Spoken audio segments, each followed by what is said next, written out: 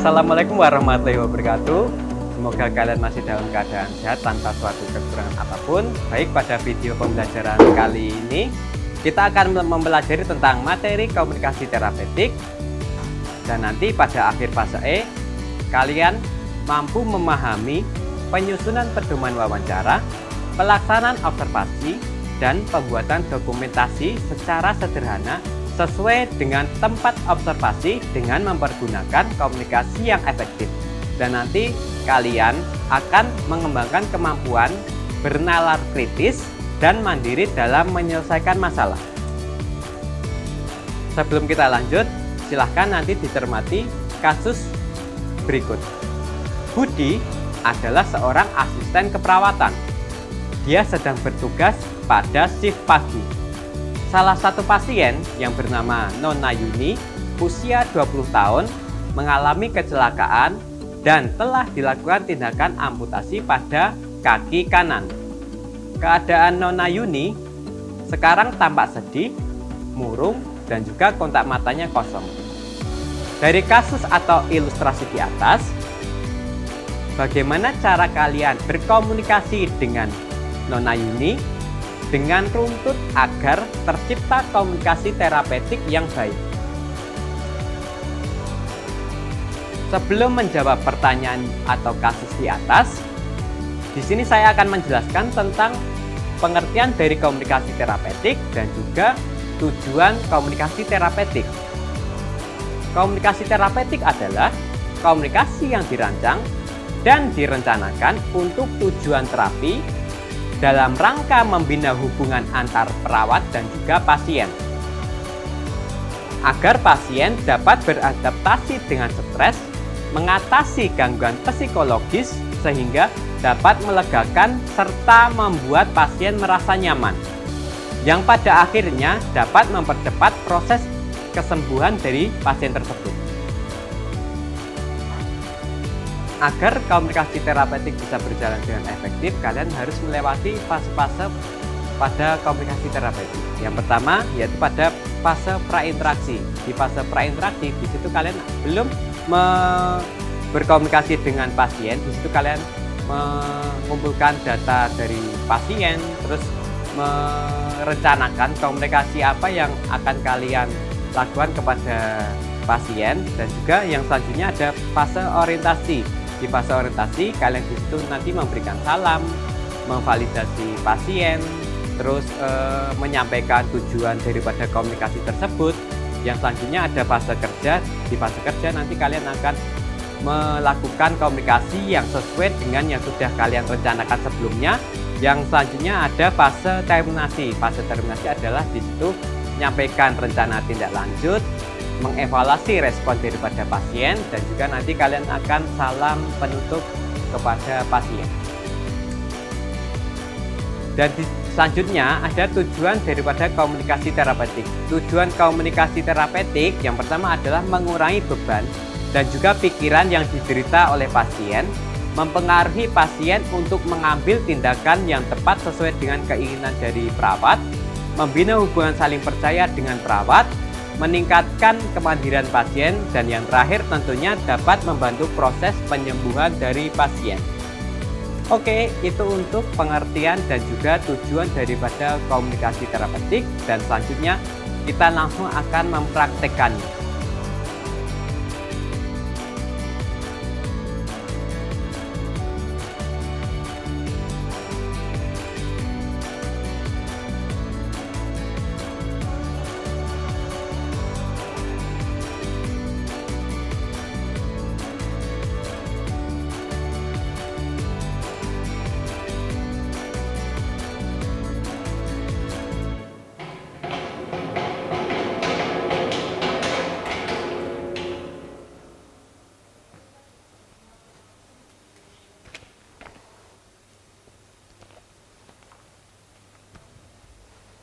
Assalamualaikum, Mbak. Waalaikumsalam, Pak. Perkenalkan, nama saya Bagas Diatsa yang berjaga pada pagi hari ini. Bagaimana kabar Mbak Nimas?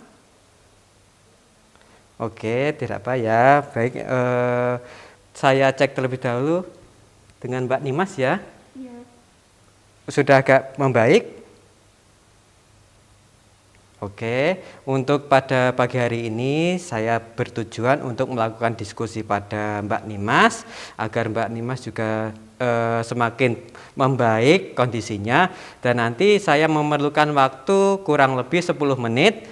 Untuk tempatnya di sini saja karena Mbak Nimas juga telah dilakukan untuk operasi pada amputasi pada kaki kanan. Bagaimana, apakah Mbak Nimas setuju? Apakah ada yang tanyakan? Tidak. Sudah siap? Kalau sudah siap, saya sambil duduk saja ya.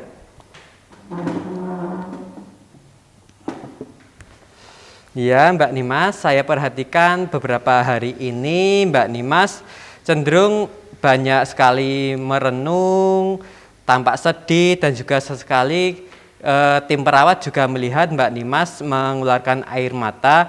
Apakah ada yang ingin didiskusikan tentang perasaan Mbak Nimas hari ini? Iya Pak, akhir-akhir ini saya itu sering sedih, depresi karena kaki kanan saya habis diamputasi. Oke, tidak mengapa. Untuk kaki kanannya memang tindakannya sudah semaksimal mungkin, dan tindakan itu adalah tindakan yang terbaik dari tim kesehatan untuk mengamputasi dari kaki kanan daripada Mbak Nimas. Daripada nanti tidak dilakukan amputasi akan mengakibatkan kesembuhannya dan juga untuk prosesnya akan malah semakin memburuk.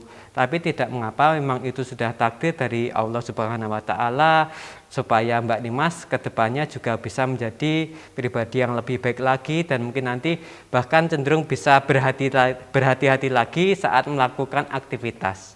Seperti itu. Mungkin bisa saya tanyakan untuk Mbak Nimas, hal positif apa yang Mbak Nimas bisa sampaikan yang ada pada diri Mbak Nimas? Saya ini sekarang suka melukis. Melukis dan Menggambar. Oke.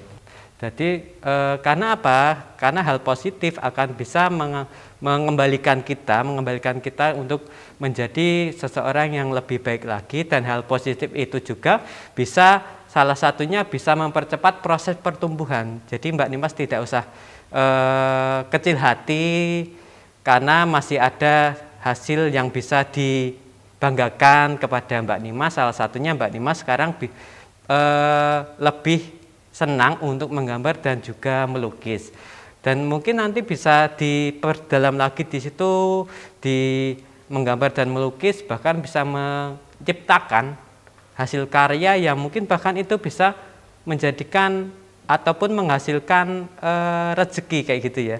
Dan kayak gitu, maka dari itu jangan berkecil hati bila mana kaki kanannya sudah diamputasi, karena itu adalah keputusan yang paling tepat dan paling maksimal agar tidak terjadi hal-hal yang tidak diinginkan selebihnya.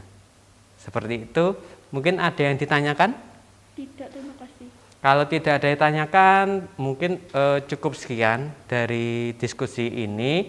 Yang intinya adalah tetap semangat Mbak Nimas, jangan patah semangat, jangan gampang menyerah, karena memang ini sudah kehendak dari Allah Subhanahu wa Ta'ala, di mana diberikan keadaan seperti ini supaya Mbak juga bisa bangkit lagi dan juga bisa memberikan inspirasi kepada orang lain, di mana Mbak Nimas pada hari ini tadi juga mengatakan bahwa memang suka sekali menggambar. Mungkin lain kali saya bisa melihat hasil dari gambaran Mbak Nimas, gitu ya Mbak Nimas ya. Mungkin cukup sekian dari saya. Setelah ini nanti akan dilakukan pengukuran tanda-tanda vital pada Mbak Nimas, dan semoga Mbak Nimas berangsur-angsur segera membaik dan akhirnya sembuh dan juga tetap semangat. Seperti itu Mbak Nimas, terima kasih atas waktunya. Saya permisi terlebih dahulu. Assalamualaikum warahmatullahi wabarakatuh.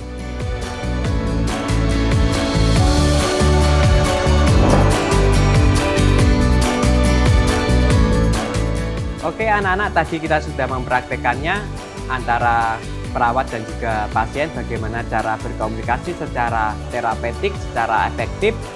Mungkin itu yang bisa saya sampaikan, semoga bermanfaat. Kita jumpa lagi di video selanjutnya. Tetap semangat dan sehat selalu.